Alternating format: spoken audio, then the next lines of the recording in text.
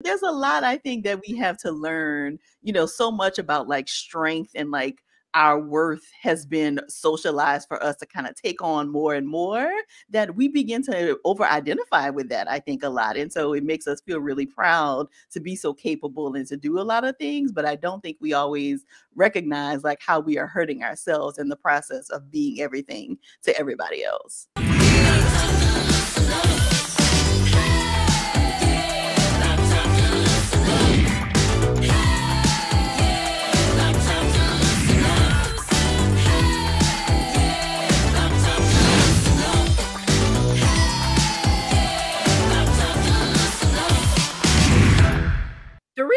A two, a one, and I'm on a delay. Hey, everybody, welcome to Read This, Read That. I am Jackie Reed. And I am Joyanne Reed. I don't know where we put the emphasis on the read. Read. Read. I noticed that a lot of young people do that. Do your kids do this? Like, they're like, Mama, what are you doing? Where's the car? Like when it's a young person thing. My kids don't do it. I think because my kids are a little older. I have a millennial and 2 Gen Zers, but they're like on the older end of those. So thank God I don't have those, because that would drive me up the wall. It drives me crazy when young people do that. I'm like, why is that happening? It's like if you have a meeting with a person that's a certain age, they'll say, and everything ends with a question mark. And then I think I feel like I want to implement this new plan. And I'm like, it's very Kardashian-esque.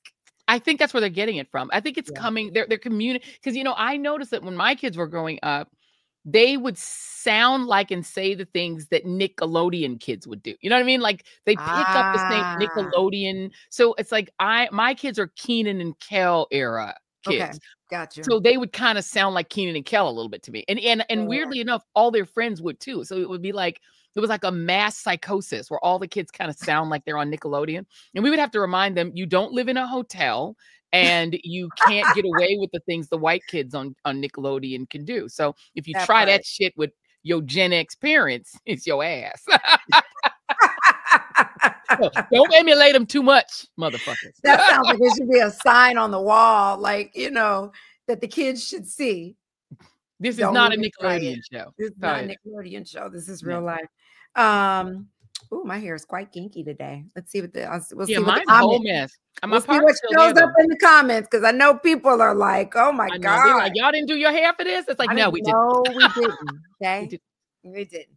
So winding down, this is a special episode of Read This, Read That, produced by our wonderful intern, Lauren Jackson, who really did a great job booking and putting everything together. So bravo to our wonderful intern. And so it's about mental wellness, Black women and our wellness. And we have a great guest coming up, who is the host of the podcast Therapy for Black Girls. So we're winding down, talking about our mental wellness, not just where we are, but anything we want to share about our mental wellness.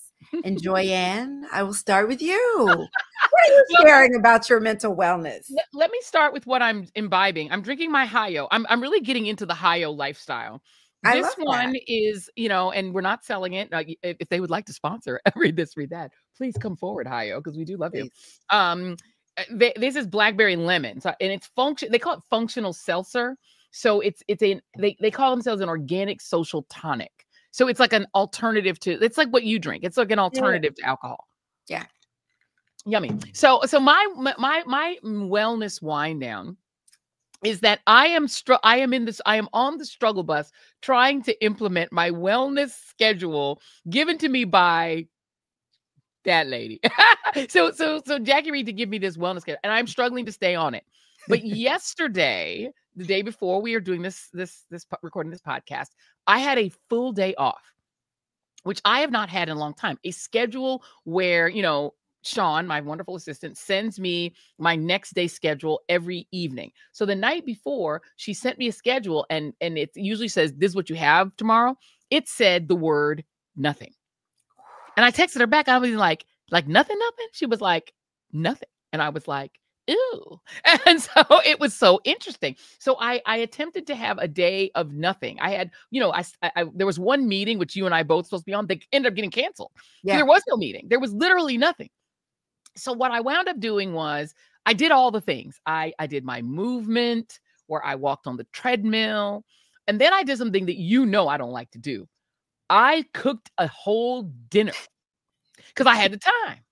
So I was like, how can I adapt one of my favorite meals to my new vegetarian lifestyle? I made myself and the family I guess you would call it a vegan or vegetarian lasagna.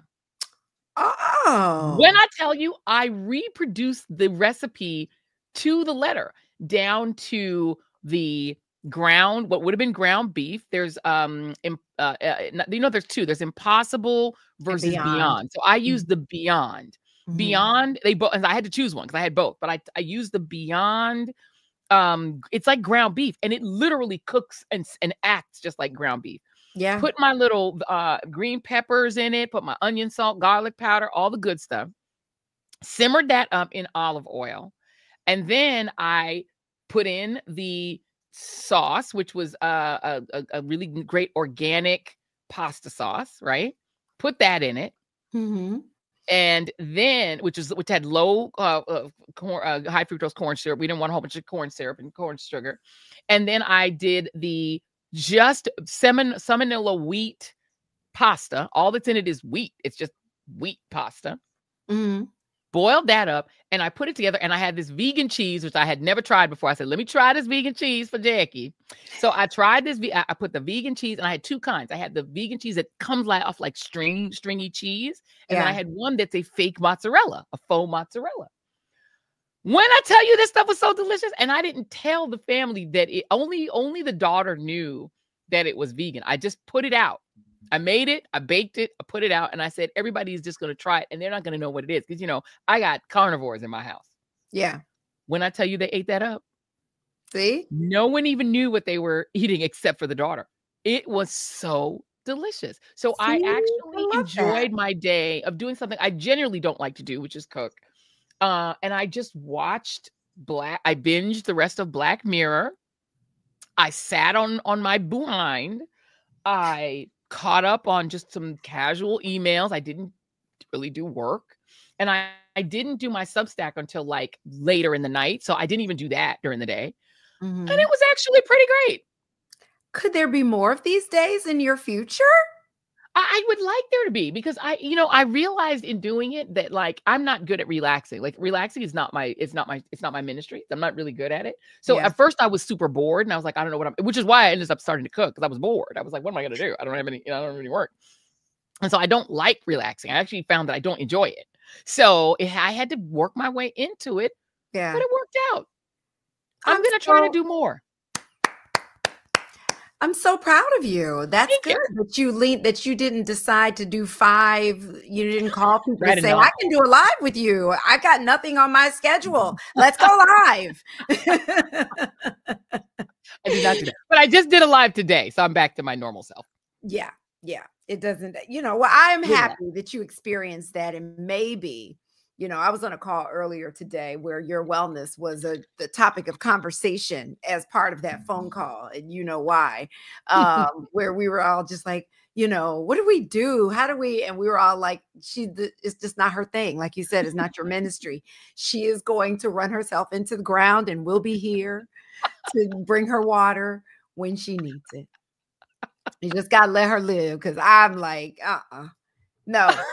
The wellness schedule is so easy to follow, but she is reluctant to do it. And know that Jackie has a spy in my house that attempts to run around with it and wave it at me and demand that I implement it. I got spies.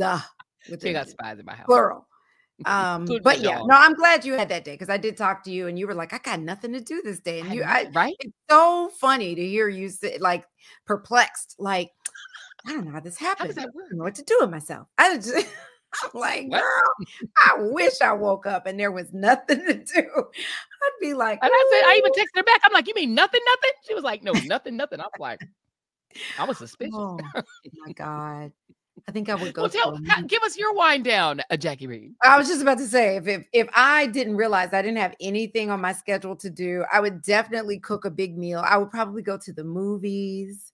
I would probably go and like play pickleball. Like I'd probably try to do something, but then I would also be like, you know what? I might need to just binge, which I do anyway. I was like, I might need to just binge, the show I've been meaning to watch. But yeah, I love that you had that. That's good for you. Yeah. So my wellness wind down is, I realized that I need to take a little bit of a vacation. I'm terrified of flying, even though I'm getting on a flight for you next week, which I've contemplated driving for this thing. God. Still not off the table, because I will drive it now. I'll drive in a minute. I'll make it happen. Because with everything that's happening, I'm really nervous about flying. You talk about having anxiety, and I'm one who has anxiety. Like my anxiety at this point, at this age, is like, you physically feel anxiety. And I often ask, I had to learn to ask myself, I said on this podcast a while ago that I kind of talk to my anxiety. It's like, okay, why are we here? Why are you here? Is it because there's something that I'm not looking forward to? Is there something that happened that's weighing on me? Why am I feeling like I try to kind of dissect it a little bit? So I asked myself, okay, but then also now I had to realize, is it anxiety? Is it menopause? Am I just hot? Am I having a moment? Like what is this? Which can really be confusing. Yes. When you're trying to figure out what it is. So what I've learned to do, because I'm anxiety ridden. Like I can understand. I accept it it is what it is. You know what I mean? I have anxiety. So what I do when I feel it, and I feel it heavily, like I'm overcome, and I'm like, sometimes it'll move me to tears. Like, oh, why am I feeling this way? What I do to myself is I quickly remind myself that this is a moment. We're going to get to the other side of this. Like I've really become, even though I have a therapist, I've also had to, because she can't be with me 24/7. Right. So I've had to learn some techniques for myself. Yes. I do breath work, which really helps me kind of manage it in the moment. I also find that I have to unplug a bit. Like I thought about you and how inundated you are when it comes to like the political news but this is sport for you. Like you were like, who am I talking to next? Let me get into this story. Let me understand the history of it, the future of it, all the aspects. And you're like, not just reading and taking in information, but I noticed the way you work, you're talking to people and having all these conversations about, which is what you would do to get ready for your show for the day, which is why you're always so well prepared. I find that because I'm so stressed about the news of the day as it pertains to Trump and everything that he's doing and how that's going to impact not just my life and people that I love, but just citizens of this country who, because I have a big heart, I do care about people being disappeared from this country and sent to a work camp, never to be heard from it. Like I care about that stuff. And so it weighs heavily. And sometimes I'm glad that I'm at the point in my life, career-wise, where I have the luxury to unplug. Yeah. Where I don't I can just I was walking my dogs, because that is what I'm constantly dealing with animals. So I'm walking on one of the many walks that we go on. I'm walking my dogs outside, and there's so much nature around me and trees. And I found myself listening to news podcasts. I'm listening to a live that you've done. I'm catching up on all the shit you're doing, just so I could keep up with your life and so I can fuss at you adequately and be like, you're doing too much. But then I'm also listening to Don. Maybe I didn't catch his show the night before, because I'm very selective about what, I'm listening to Jon Stewart, different things I'll listen to as I'm walking. And I said to myself the other morning, I am out here with birds chirping, you know, squirrels running around, like all these beautiful things to take in. And if I'm, you know, I'm trying to make sure I'm on the, like sometimes I'm watching and walking my dog. Right. It's crazy. And I You're said to not in the myself, moment. not in the moment. And I said to myself, hey, you need to be in the moment. I unplugged and I turned on like a playlist that I have that's really great music, but I turned it down really low and I only had it in one ear. So I had that combined with the nature. And I was like, this is it. It's a different walk. This is what I need to be doing. When I go out of the house, I unplug. You know what I mean? There's sometimes when I'm on the phone and having a conversation or a meeting because it just has to happen in that moment. But I really try to, I almost thought about leaving my phone behind because I was like, but then something could happen and I need my phone. So I don't do that. But I try not to interact with my phone other than the playlist. And I try to take in nature. And I've also been really trying to, because we are so connected to these phones and the scrolling. Girl, I'm even sitting on the toilet like, girl, like, listen, I'm taking that phone in the bath and you're just like, what do you do? What are we doing? Girl, I said, it is not allowed in the bathroom. And I said, girl, I was on a meeting today in the shower on a meeting. Come on. But I said, it's got to stop. This phone thing, because we didn't grow up like this. These phones weren't always with us. And it is teaching us to not use our brains for ourselves when we're bored. Boredom is a good thing, right? Because it teaches you to kind of use your mind for other things. But when you constantly have TV, phone, iPad, computer, your mind is always engaged and it doesn't have to work, you know, to take things in. So I'm just learning how to manage my anxiety, which I acknowledge that I have, you know, and I'm just, you know what? I think it's a common, I feel like this is a common trait of people who are in our business, right? I think we're all like very anxiety prone. And being anxious and having anxiety, it's like part of the reason we're actually driven to do what we do, right? It's like, I feel like everyone I know that's in our business has anxiety. Well, because when you're in the news side of it, which you're still a big part of, just because of the politics of the world, you know, I came up in news. And so it's deadlines, you're, you know, running, I got to get that live shot. It's like, I've got to get this interview before this time. There's this, you know, so then when that is removed from your life, right? You're still trained because you've been doing this for years to kind of be in that mode. You know, I've relaxed out of it tremendously, which I'm really happy about. I mean, even though I have this daily newsletter that I do for Substack, you know, I think I said to you, I found myself trying to get it done before midnight. And then I said, I have to give myself permission to sometimes just not do it. And get, you know, I definitely want to deliver to the subscribers, but I also have to prioritize my wellness first.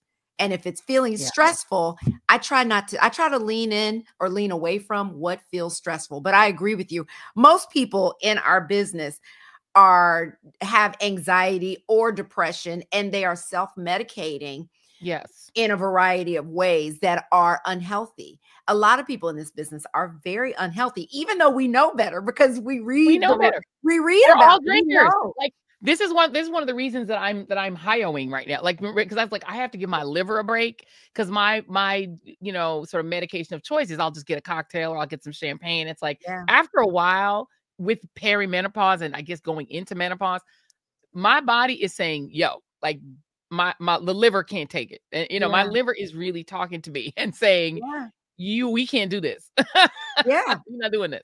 Your body will tell you, and hopefully before it's too late, it's like you got to really listen, because a lot of times the anxiety is a result of what you're doing day to day and what you're eating. And can also, you know, if you're like, I notice like drinking my fresh juice this juicer is amazing, girl. My little fresh juice every morning just makes such a difference. And now if I don't get it in the morning and I end up eating something for breakfast, lunch, for dinner, I'll have my juice. And I feel like it makes such a difference with my moods and how I'm feeling and how anxiety is arriving. Like I know if I overeat, if I eat a lot of unhealthy foods, chips, French fries, stuff like that, that can impact how you feel. And I hate feeling that way. Processed foods. And here's the thing, it's so interesting. And this takes us back to the whole tariff conversation a little bit. One of the things that our would-be dictator keeps complaining about is that we have this trade imbalance where Europe and Asia won't buy our farm products and other products. A lot of the stuff that the US, the meats especially, and the things we send overseas are so full of hormones and so antibiotics, plastics, microplastics. And that is illegal in Europe. Europeans demand for their people much healthier food than the United States demands for our people. Yeah. We eat the most high fructose corn syrup. We eat the most chemicals. We consume the most processed food, and we want to sell that all over the world. Back when I used to work for a beverage analytics company, the amount of Coca-Cola and soda and things that we send out into the world, the rest of the world is starting to say, you know what? No. Like if, Coca-Cola in Mexico is made with cane sugar. That's why people say Mexican Coke tastes better, because other countries demand for themselves and their own consumers higher quality food than Americans demand for ourselves. We actually eat probably some of the worst food in the world. And it's sad because we eat the most, we eat huge volumes of food, but we're making ourselves unhealthy because of what we eat. And that is why I'm going to bring it back to you and me, because you love to go to somewhere else as opposed to talking about you. You hate to talk about yourself.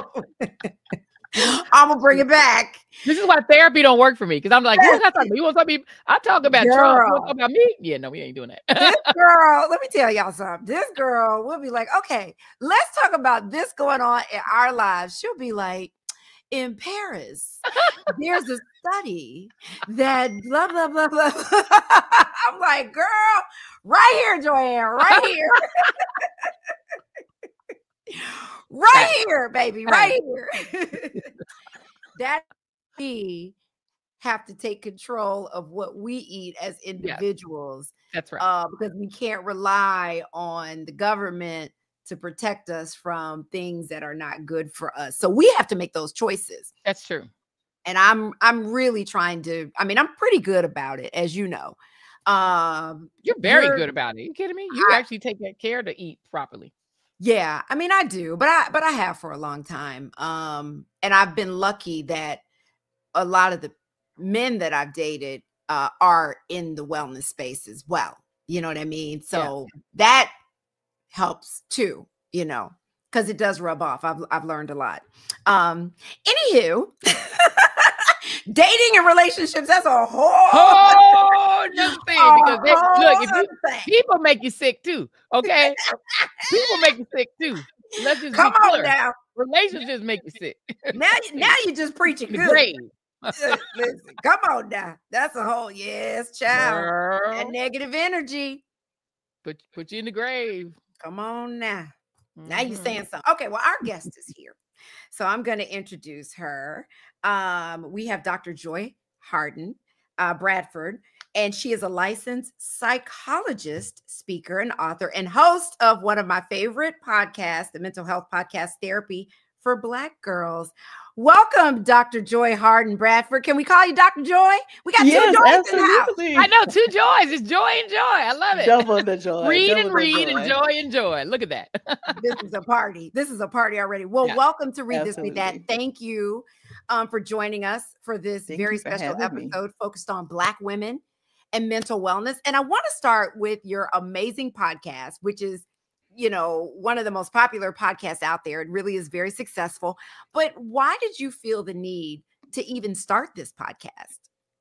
Yeah, so I fell in love with the medium of podcasting. I had a long commute, probably like a lot of us, right? Like podcasting was a way to accompany you on your commute. And so I loved listening to podcasts, and I was already blogging on the Therapy for Black Girls website and thought that adding a podcast could be a great additional way to get the content out there and have some really, really important conversations about Black women's mental health. Her voice, I love, like, I've heard this voice so many times. Your voice is therapeutic. I'm like, that's my friend. I know her. Oh, I love that. That's my friend. And so, how do you feel? In what ways do you feel like your podcast is making a difference in the lives of Black women? Because it's therapy for Black girls. Yeah. So I love, like, my favorite compliment is to run into Black women who say that they have found their therapist through our directory, or they listen to a podcast episode that like allow them to have some kind of conversation that maybe they had been avoiding, or they recognize something about themselves because of a conversation we had on the podcast, and then they found a therapist or explained it to their therapist, and it really unlocked some things for them. And so I think the podcast has been really helpful just in giving people language for like all of the things that we are experiencing as Black women. And like, maybe you didn't know that you could talk with a therapist about it. And so I think it has made a large impact in that way.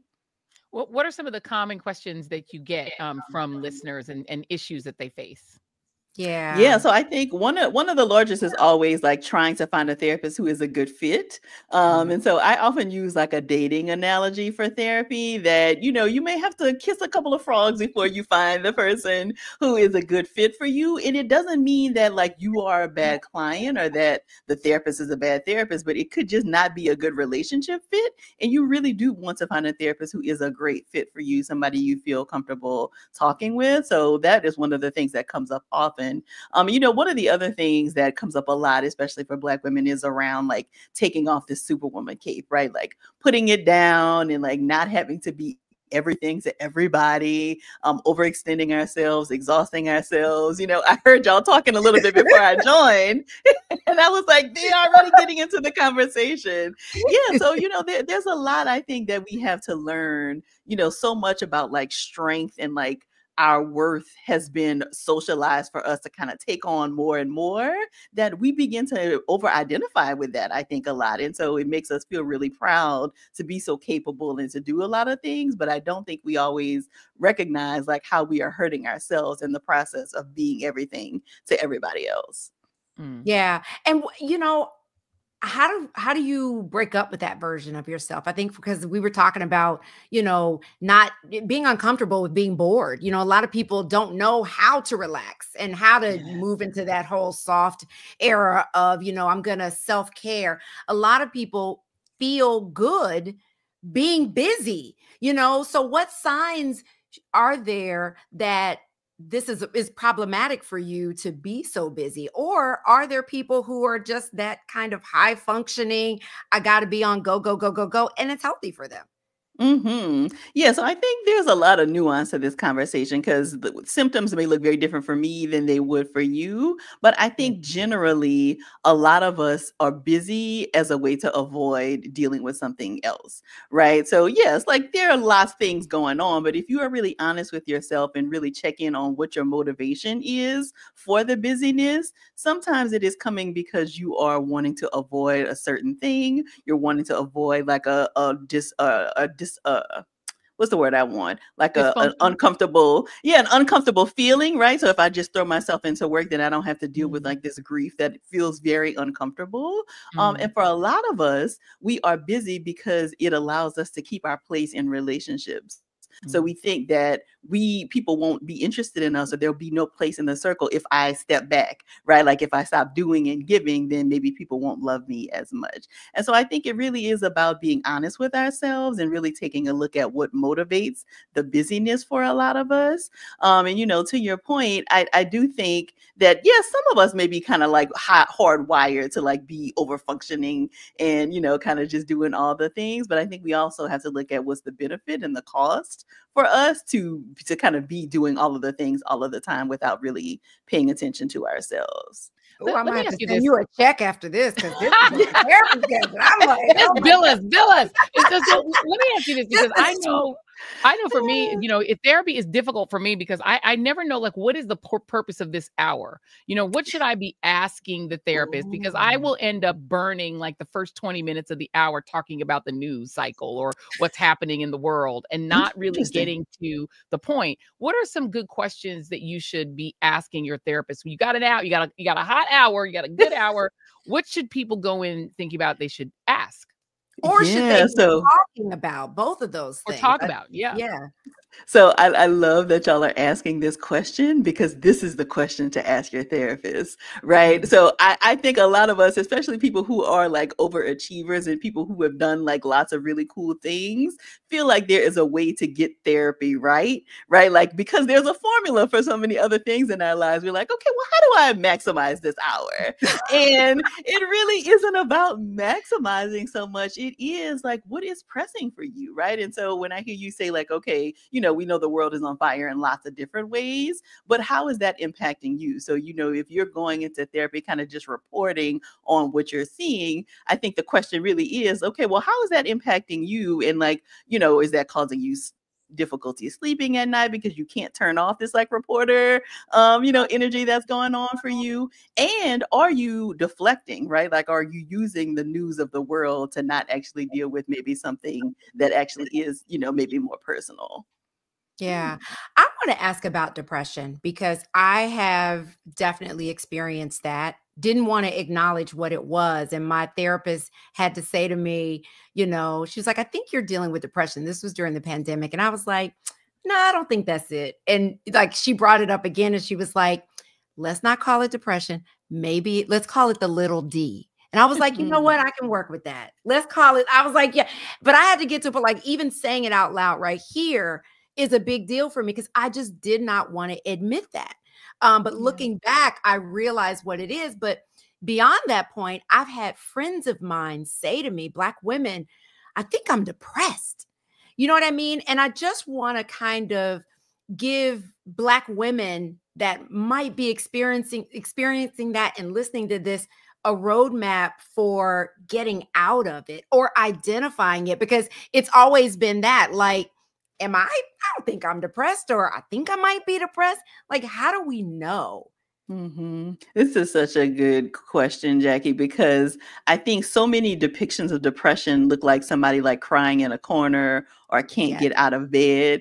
And we know historically Black women have not had the leverage to be able to like just check out, right? Like you don't typically just find us not showing up, right? And so I think classically depression looks like that, but depression looks a lot of different ways. And for Black women, it often will sometimes present as physiological symptoms. So stomach aches, headaches, but you also will notice that there's a loss of interest in things that maybe you used to be interested in, maybe more irritability. So you're kind of just rough around the edges and snapping at people. You don't necessarily always think about that as depression, but it definitely could be a symptom. Also, maybe sleeping more or sleeping less, eating more or eating less. Like all of these are some of the signs that you want to look at when you're thinking about maybe you are depressed. And where do you fall on the, and I know that there's a difference between a therapist and a psychologist and a psychiatrist. And I think one of the reasons people tend to sort of skew away from psychiatry, it feels like it's very drugs, it's very sort of drugs centered, right? But Yeah. but how do you think about the question of at what point do we need to start thinking about medicating? Because I've had past therapists say, maybe you should try getting on this. It's sort of a kind of a drug treatment for depression or anxiety, and I'm very wary of it. I don't want it, Me I don't too. want to take it because I take other medications for other things. I'm trying not to be the old lady with 18 the little pill thing where you just take it out of the pill. I'm trying not to get to that age and state yet. Or if you just Yeah. don't want to be medicated, at what point do you start thinking, Right. you know what, maybe I should start thinking about medication? Yeah, so I think that this is such a good question because there is still so much stigma related to medication for mental health concerns, right? Like, so you Yeah. just shared, like I'm taking a lot of medication for lots of other things. And I do understand the concern of like not wanting to be taking too many different medications, but it is interesting to me that the decision then is like, I'm not going to take this one, as opposed to like, what could I do to get off something else so I can make space for this one, right? And so I think anytime that you are having symptoms that impair your functioning in some ways. And if a professional is saying like, hey, this may be a good idea for you, I do think it's worth a consultation. It's worth a conversation. And of course, the decision is always going to be yours. But I do think that there's still so much stigma because we think we should be able to talk ourselves or think ourselves out of mental health concerns in a way that we don't think about like our blood pressure, right? Like there are things that we can do, and what many of us do in terms of exercise and watching our diet and all of that. But sometimes you still need medication to manage your blood pressure. And the same goes for mental health concerns, that if your physician or your professional says, hey, I think that this could be a really good idea, I think we have to not see it as a weakness or I didn't try hard enough, and actually use the tools that are available to us. Yeah. What about community, right? A lot of women, eh, like my friend, right, who said to me, I think I'm depressed. I mean, I'm not a counselor or a therapist or a licensed person to give her advice. Like, how far do we, as friends, family, if we see something, do we try to help that person? And in what way, if we know they're dealing with some kind of mental health situation, that's a I don't want to put it lightly, but I'm not talking about schizophrenia or anything like that, or bipolar, but I'm talking about anxiety, depression, something that, you see them struggling in life. Like, how involved should we get? Yeah, I do think that it can be good to just bear witness to what people are struggling with and just not pretend as if you don't see it. And so I think one of the best ways to do it is to really just call attention to the symptoms that you've noticed, right? So, hey, I've noticed that you are not, showing up for choir practice and you used to really enjoy coming, or, I've invited you out for the past 3 weeks and you've not wanted to come. And that typically is not the case. Is everything okay? And so making it more about the symptoms that you're observing as opposed to a judgment or a diagnosis, like, hey, I think you're depressed or I think you're anxious. Really just inviting the conversation based on what you're seeing and just allowing them to, kind of see where they go with it. I think a really great strategy is for people, if your friend says like, yeah, I am struggling, I think I'd like to talk with someone about it, is to try to help them to do the therapist search. So I'm sure you have both experienced, like finding a therapist is not an easy feat. Like there are a lot of us and Girl. lots of random letters, and like people don't always know what that means. And do they take my insurance? And so that can be a really great strategy to offer, is to help them find a therapist. Something else I typically tell people is that a lot of us will say something, and it's well intentioned, right? Call me if you need anything, or like, let me know how I can be helpful. But the truth is that people who are often anxious and depressed don't always know what they need or what would be Mm. helpful. And so if you can kind of take some initiative and be intuitive about like, well, what might be helpful? So maybe I can drop off some food, or maybe I go over and do a load of laundry, or I take the baby for a weekend. So really offering like things that are practical, without having them to say like, oh, here are the 3 things that I feel like I need right now. Yeah. Do you feel Mm. like COVID, I mean, I know COVID negatively impacted, as far as our family is concerned. There was a lot of anxiety, whether it was, the kids or family members, differences of opinion about vaccines, but also just the isolation of a year to a year and a half where you pretty much weren't seeing anybody, even seeing loved ones because you're afraid to give them COVID or get COVID from them. And that kind of isolation, it feels like it destabilized all communities. And I think for Black women, because we're still in the Superwoman mode, and also we're more likely to have been essential employees, government employees, like all of the places where we were doubly impacted because in a lot of cases we had to take more risks in terms of being able to make a living or lost our livings. Yeah. How do you feel like COVID has broadly impacted the people that you talk with, your clients, et cetera? And do you think this current stress and crisis has been worse in many ways? Or do you think that, that COVID era was so bad that even this mess ain't worse? That is such a great question, Joanne, because I really feel like mental health was already pretty shaky, I think, for a Yeah. lot of people even before the pandemic. The Mhm. pandemic really just knocked everything kind of over the edge for a lot of different reasons. So the ones that you have identified, but also because so much of it was a grief experience, right? Many Mm. of us lost loved ones and people we cared about because of COVID, but we also lost a lot of other things. So lost opportunities, lost milestones, lost gatherings, lost, things that we have been looking for in terms of like promotions. And I don't think that there has ever been a slowing down to really recognize all the things that have been lost because of COVID. And it's just like the world opened back up, so to speak, and we just kind of went back on with business as usual, but things are not as usual. Like life is never going to be the same the way it was before 2020. And I think we have not recognized, there's been no kind of national observance of, hey, this was a big shared collective trauma we all experienced. Like, let's take a moment to really recognize what happened here. We just kind of rush back into our lives. And I think what we're seeing now, because of so many other stressors, is that people's mental health continues to be just really, I feel like, thin.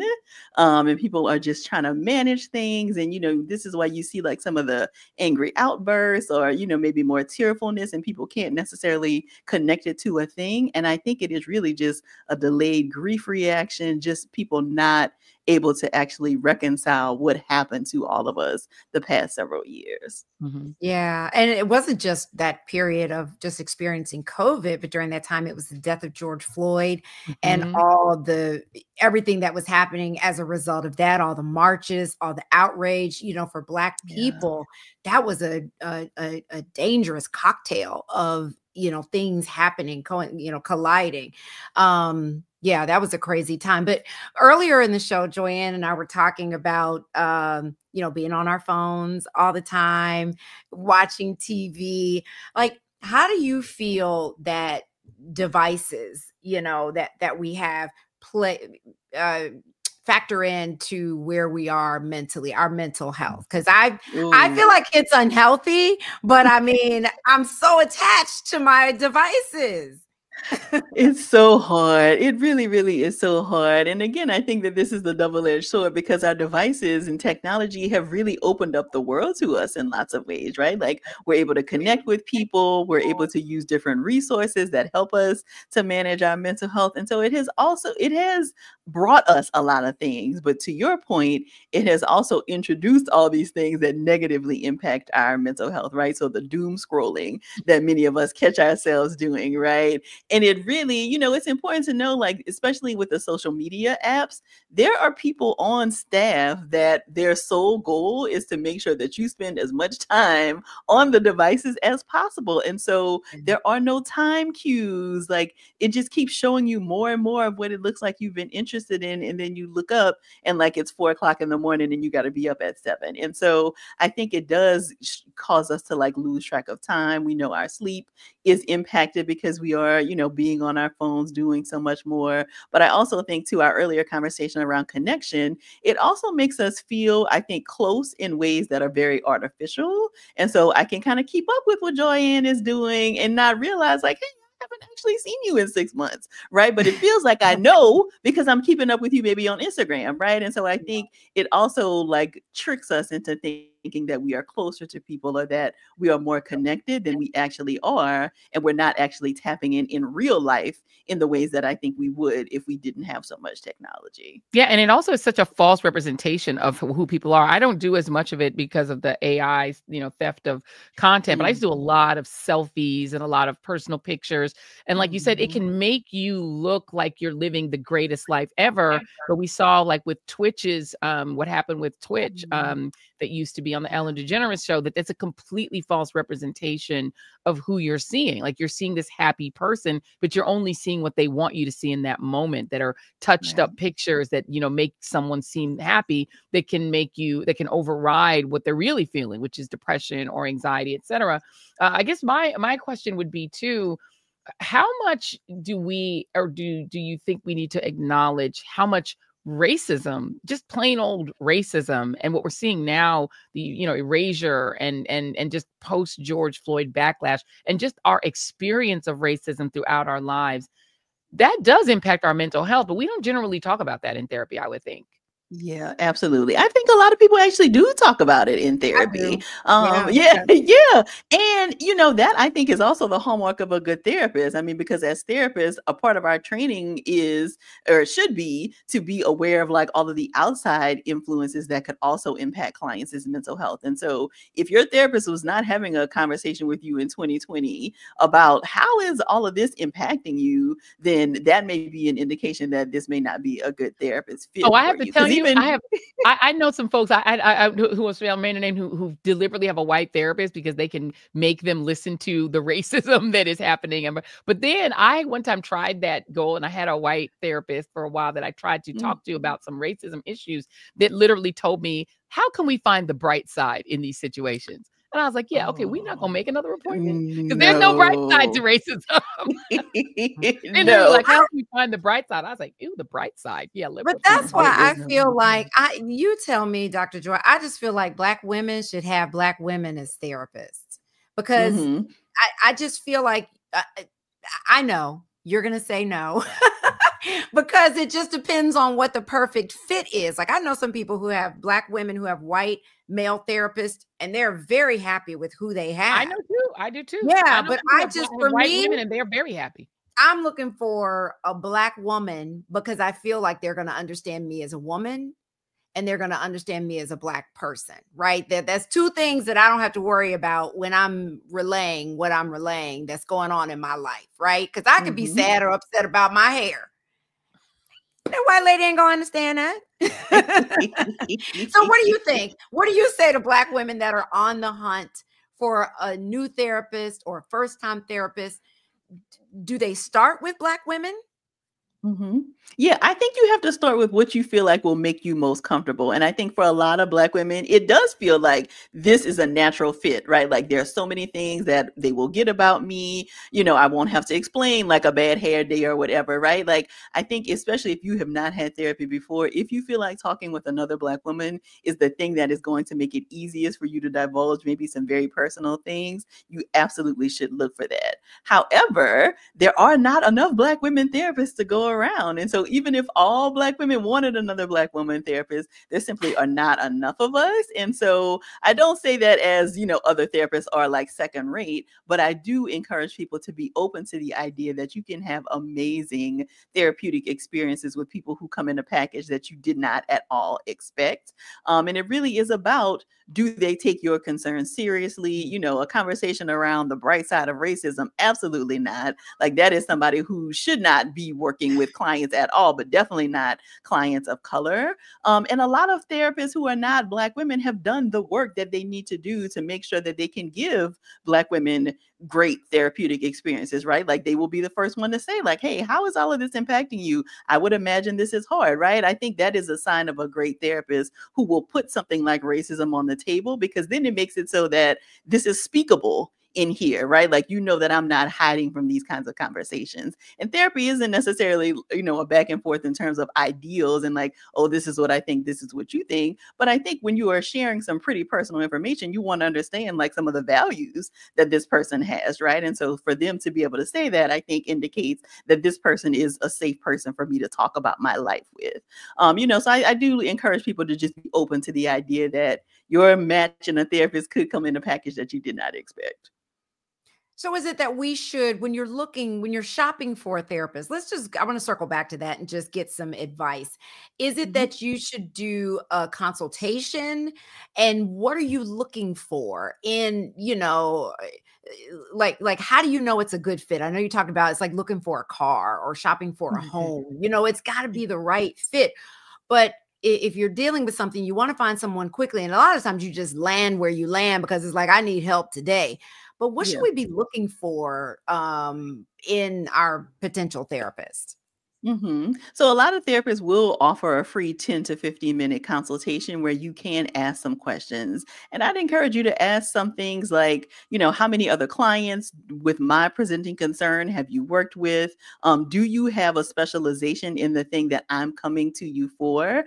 Because I think so many therapists are like active on social media, or we have, you know, great websites. We do a lot of talking about the ways that we work with clients. So sometimes you will like really enjoy somebody's personality, but they probably won't be a great match for you as a therapist if they don't have training in the thing you need help with, right? And so that's really important to know that they have the training and have worked with other clients who, specialize in anxiety or eating concerns or whatever, so that they can actually help you. I also think it's really important to know that it's okay to break up with a therapist, right? So if you go to a therapist, you have a couple of sessions and you realize, this just doesn't quite feel like a fit. And, you do want to give yourself some time to warm up, because it is awkward to like talk to this stranger about personal stuff. You don't know anything about them. So, I think within the first 4 to 6 sessions, you should know whether this feels like somebody who is going to be a good fit for you. But if you realize that this is not a fit, it's okay to just tell them like, hey, I'm looking for something different, and to even ask for a referral, because therapists are typically in networks and in conversations with lots of other colleagues. And so we may be able to give you a name of somebody who may be a better fit for you than we are. We understand we're not going to be a perfect fit for everybody, and we want you to get help even if that's not with us. Ooh, wow, that feels interesting. I want to break up with you. And can you recommend somebody else? Recommend me a new boo. What if you have somebody in your life that and you think they really do need therapy, but they're not open to that conversation? What's a good way to have that conversation with somebody that you think, I think this person could use therapy, but they're not necessarily open to it? This is the $1 million question, right? Because there's this meme around like, I'm in therapy to deal with people who don't want to go to their own therapy, right? I think many of us find ourselves in that place. And I think the best example, the best way to do that, honestly, is to just be an example of how therapy is helpful to you, right? So when you make changes in your life, when you can talk about the ways that you think about things differently, or the changes that you've made as a result of seeing a therapist, I think that that's the best way to encourage other people, because unfortunately we just cannot make people go, right? So I think you can just kind of testify about, how much you love your therapist and all the great work that you're doing, and maybe even offer to help them find a person. But if they don't want to, ultimately they just won't. Yeah. I want to talk to you about your Holding Space Foundation, which your nonprofit that you launched during the pandemic. Tell us why you started that and how what people can find there. Yeah, so I started it in the pandemic because I realized, because there was such a mental health toll to the pandemic, that individual therapy really was not going to cut it. And so the Holding Space Foundation is really meant to be a space where healing happens in community. And so we offer a lot of group activities. The plan is to offer therapy groups in every state at some point, so that people who are looking for services and maybe couldn't connect with an individual therapist, or maybe just even prefer group therapy, can sign up for a group in their state.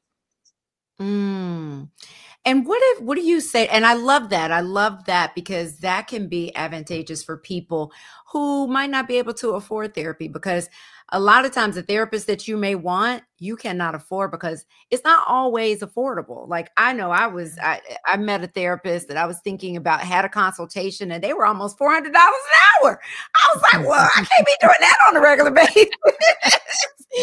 And I was like, this is where we part. Well, what do you say to people? Because listen, you all have the right to charge whatever you want to charge, but how do you find something? Because a lot of people are deterred from seeking therapy because they think that they can't afford it. You know what I mean? Yeah. Or they think their insurance won't cover it, especially if they have to, they got to come out of pocket. What would you say for somebody that's trying to find good therapy on a budget? That's a very real concern, and so I do encourage people to check out the resources that are available to them. So a lot of workspaces have EAP programs where you get maybe 8 to 12 sessions of therapy covered, not even using your insurance. Like, it's something that is a workplace benefit, and they're not reporting back to your supervisor or anything about, what you said in therapy. They may be making count of like how many people use the service, but a lot of people have really found that to be beneficial and a great benefit to your workspace. So do look into whether you have an EAP program at your workplace that you can participate in.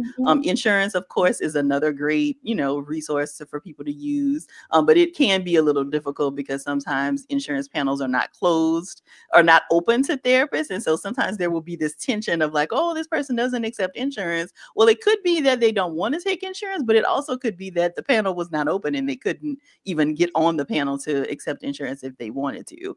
So there are lots of different reasons why insurance or therapists may not accept insurance, but definitely look into whether you can use insurance benefits. There's another great organization called the Loveland Foundation that offers vouchers for women of color to see therapists. And so they will give you, I think, 4 vouchers so that you can pay to see a therapist 4 different times. And you just use, Therapy for Black Girls is one of the participating directories, but there are several others where you can find a therapist in our directory. And if they accept the vouchers, you could work with that therapist. So that's a great place to look. There's another organization called the Open Path Collective where therapists will opt in to offer sliding scales.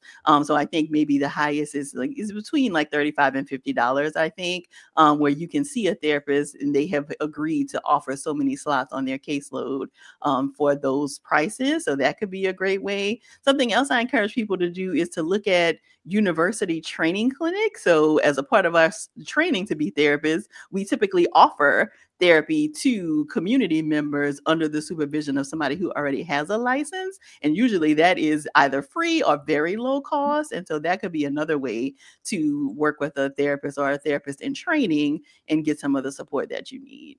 Wow. Okay. Well, Dr. Joy, it has been a pleasure. This has been great information for the two of us. It's a bit, like I said, we will bill us, girl, just bill us. But also for the audience. But on a sliding scale. On the sliding scale. I got you. But we appreciate you. Thank you for spending time, and you have to come back. Absolutely. It was my pleasure. Thank y'all so much. Thank you, fellow Joy. Yes, of course. Y'all can find all things Dr. Joy at Therapy for Black Girls. And you can find out all the projects she has going on. But definitely the podcast is a great place to start leaning into picking up what she's putting down because it's good stuff. Thank you, Dr. Joy. Thank you, Dr. Thank you. Bye. Well, that was refreshing. I love it.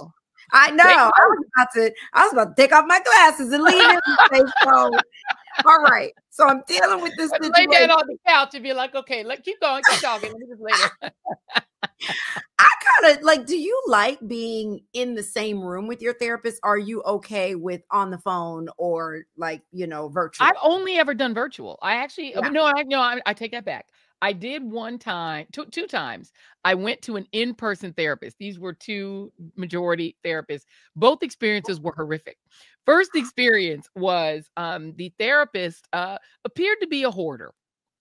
So I got to her office and it was a very cramped office in Manhattan. I walk in and it was like floor to ceiling books, which I'm very in favor of. As you can see behind me, lots of books, but even more disorganized than what's behind me. Like it was so disorderly and there was so much stuff. It was hard for me to find a place to sit on her tiny couch and she's moving stuff away. And I'm like, oh my God, this woman is a hoarder.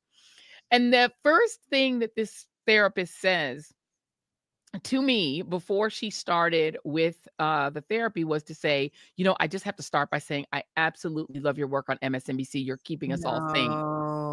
And I said to myself, and I said to her, I said, hey, aren't you here to keep me sane? I kind of said it like a joke, but I'm like, but it kind of wasn't funny.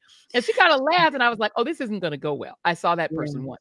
The second person that I went to after I quit on that one, I was like, yeah, we're not coming back to that quarter, lady. Yeah. And the second one, and I did all this through, and it's funny that Dr. Joy was talking about the, your job referral, because I was doing it through the workplace directory from our insurance, because our insurance covered it. So you have this directory you go through, and one of the things it didn't give you was racial data. It just gave you a name and an address and their background, and you didn't know anything else about this therapist. They definitely didn't break it down any further than that. So I'm just trying random people. The second person I went to was also of the member of the majority, and you're a very nice lady. But when I got, she was very interesting. She was about 4 feet tall. She was really tiny and very nervy. Like super like skidding around in a nervous way. Yeah. And, and it was just very unnerving the way this person was flitting around. It was just so weird and unnerving. I was like, this is so unnerving that you're actually making me anxious. Like she was actually making me anxious. I was like, yeah, that didn't work out. The third option I tried, and this was probably a year, maybe a more later, when it was now in the pandemic era, so it was all virtual, was the woman, also a majority person, who told me to find the bright side in I don't know what I was talking about, but it was something to do that was racial. And they said, look, how do we unpack and try to find the bright side of this? And I was like, okay, well, there's no bright side. So that didn't work out. And then I finally ended up with somebody Black. But it's like, I don't think it was necessarily the racial disconnect. I think it was just a personal, as Dr. Joy said, these weren't the right. It just wasn't right. And one of the things that's been really important to me is like, you have to find somebody who's used to dealing with people in a public job, right? Because the thing you don't want is the person to be kind of a fan, because then they really can't help you. No, you know? They can't, because they're so caught up in, well, they don't think you need help because they think that they admire what you're doing. And so they assume you are more stable and you know what I mean? And it's like they don't quite believe that there's anything wrong with you because they like you. They like your work. So well, yeah, it's like when you try to tell your friends, you know, being in the business that we're in, people think that it's so glamorous and it's so perfect and your life is so perfect. So anytime, you know, I could come to particular friends, not all friends, you can come to a friend and say, oh my God, I'm feeling, you know, imposter syndrome. No, not you. What do you feel? I might say, I don't know how I feel about getting on stage. I feel a little anxious about, you know, giving this speech. And they're like, what, girl? No, you'll be fine.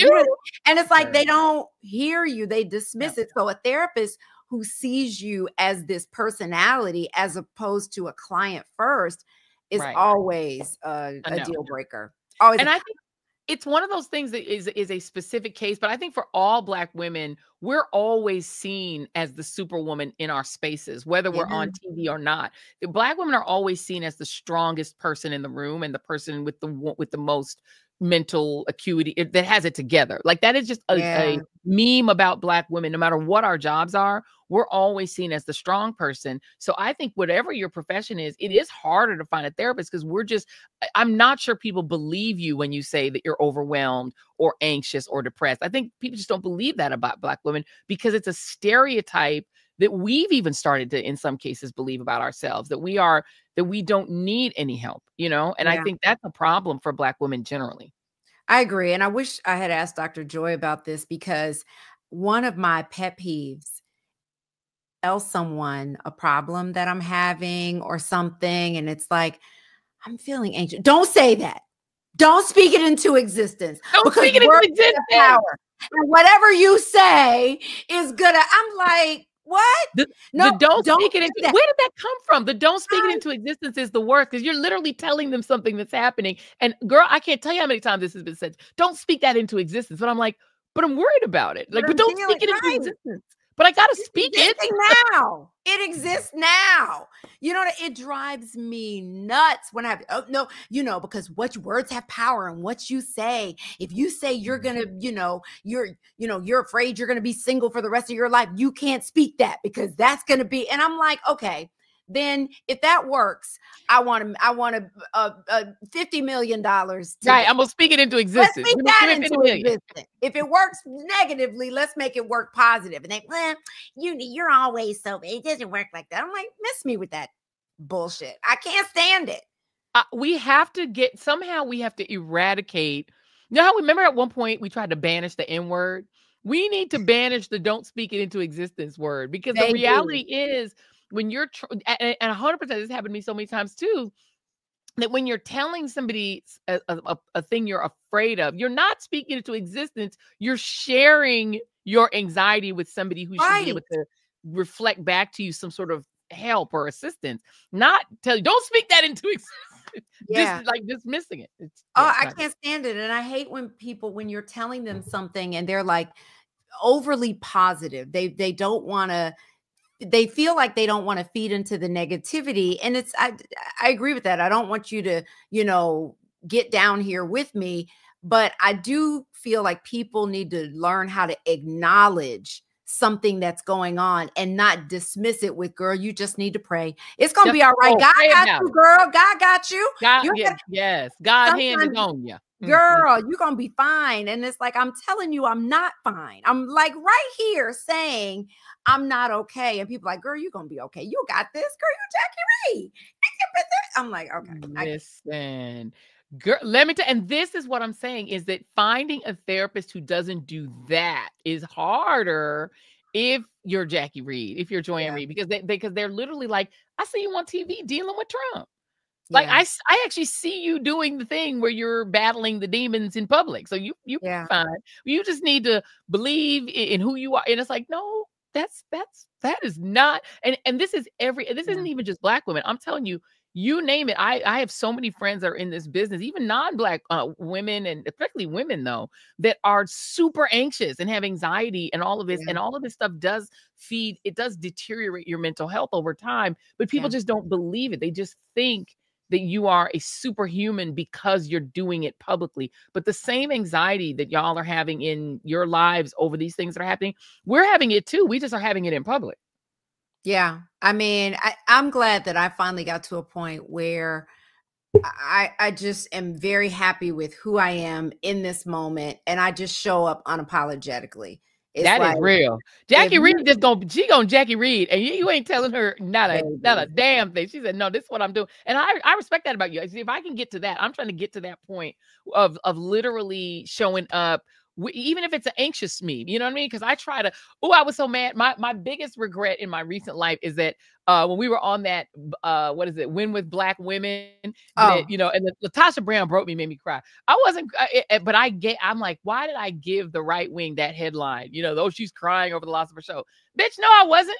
I was crying because my sister, my sister, dear sister friend, gave a whole word and a sermon. That's what made me cry, not corporate America. Like, give me a break. But that headline then becomes a thing that the right gets to have. And I'm like, I shouldn't have given them that. That's why I don't cry in public. I don't do it. No, but it's not even about that. It's about, that's the moment that you were having. And that's how you expressed yourself in that moment, because it was a beautiful moment. And that's what the headline didn't include, right? It was a beautiful, they were tears of joy and gratitude for the outpouring of love that you were receiving. From my sisters. They had nothing to do with the corporate media. They're just like, oh, she's crying over loss for show. No, I'm literally was brought to tears by my sister and the sisterhood I was experiencing in that moment, because it was very overwhelming to have all of those people all on this thing for me. Like, you know what I mean? That's something, if that don't move you, if that does not impact you emotionally, then you have no heart.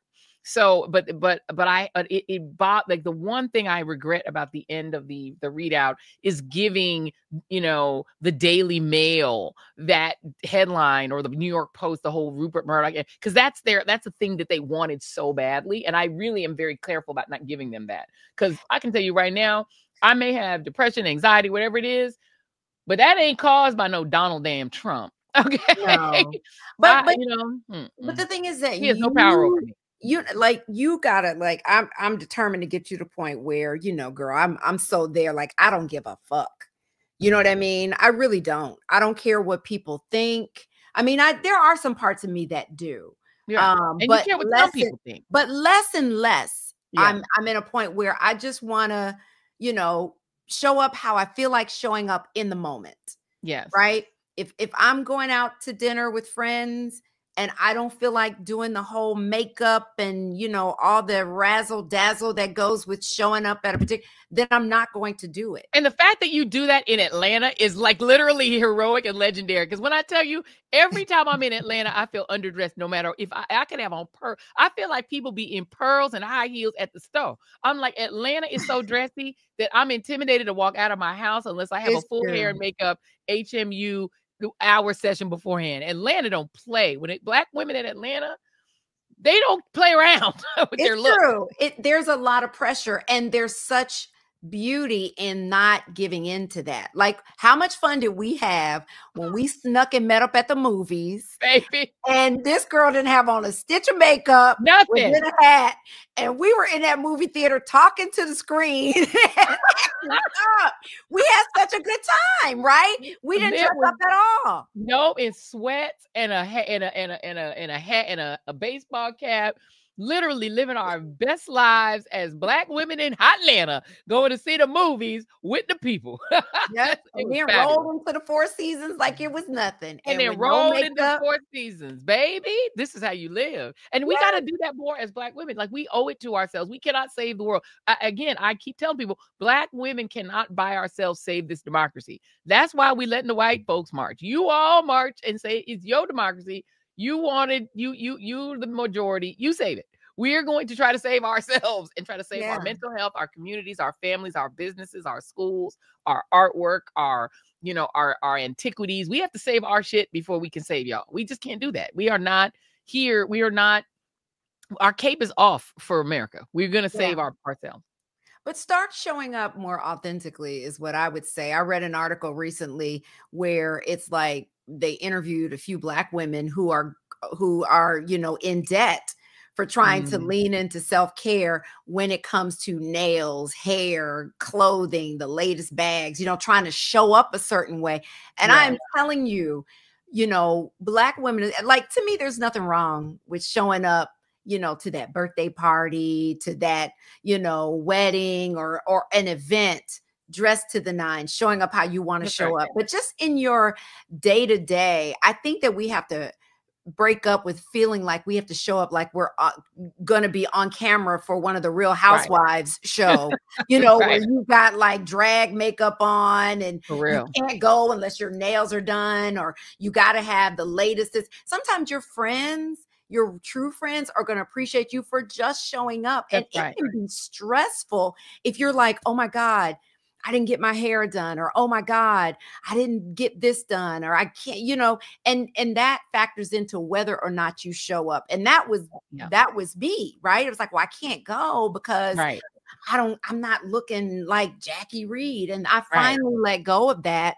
It helps to not be on TV every day too, because then your because when your day-to-day is that, you just kind of, lean into it, but you don't have to. And I think we have to kind of stop showing up in feeling the pressure. Like, if you love doing that stuff, that's one thing. But if you feel pressure, I would advise, here I am doing what my therapist told me not to do. I got to stop giving people advice. But I would say just kind of try to lean into being more authentic of how you really want to show up. It has been the biggest relief of my life. Amen. There it is. Child. And we told you that for free. Come on now. But listen, we can't send you a bill if you want, though. Let us know. If you feel that you want to pay, we will send you a bill. Subscribe instead. Just subscribe to our Substack instead, or subscribe to our YouTube channel. That's a great way to show us your appreciation for this free advice. And also like and share. Yes, please like and share. Bring your friends and family to the Read This, Read That congregation, to the party. The doors of the church are open. The doors of the church are open. Subscribe, like, share, comment, do all the things, but comment nicely, because let me say, this is a safe space, not just for you, but for us. Yes. You will be blocked and sent on your way. So fast. Come in here with some craziness. I don't come in here with the mess. Not about it. I've already had to do it. And she said one of the ways she's showing up is blocking your ass if you try to come for us. Don't do it. Don't do it. This is a safe space, not just for you. None, won't be none. Come on now. Come on. Come on. Say that. All right, everybody. Thank you. Not throw hands. We're not throwing hands today. Not me. Because I throw hands. Listen, y'all, be sure to go to joyannereed.com, excuse me. Yes. For all things that Joyanne has going on in her life, professionally, not personally, because that is private. You can follow her for social media for those tidbits. But go to joyannereed.com to keep up with all the things that she has going on, because it'll take you to her Substack, to her YouTube channel, to all the things. Start there. Yes, indeed. And you can also go to the Jackie Reed Experience, because the Jackie Reed Experience is the brand new offering by our Jackie Reed, our very own source, sister, cousin, friend, Jackie Reed. And it is all of her incredible stories, her incredible information, all the things you need about Jackie Reed. But there's also Vegan Sexy Cool. Do not forget it. If you are interested in maybe changing your health, changing your life, maybe changing your fashion, your look, all of those things, Vegan Sexy Cool is there for you. And don't worry, she will not beat you over the head and make you be a vegan on day one. She has already posted that you can ease into it or even just lurk and find out more about the vegan lifestyle, because we're trying to save not just the earth, but your health and your wellness, all of the things. And you can follow Vegan Sexy Cool on the Substack. That is the new Substack. The Jackie Reed Experience also available on Substack. And we can follow all of us. We are all on Instagram. Yes. We are on all over Instagram. Read This, Read That's on Instagram. Jackie Reed is on Instagram. And I am Joanne Reed on Instagram. I'm also on TikTok. We're everywhere. Find us all the places. Yes. And most importantly of all, because you are here with us on our fabulous YouTube channel, please subscribe to the channel. Please share so that your friends can subscribe, so you can join the cousin nation of Read This, Read That. Very true. We are building. We are building community here. Building. We love All right, you guys. Until next time, thank you for being here, and we will see you soon. Bye. Ciao, Bella. Bye-bye.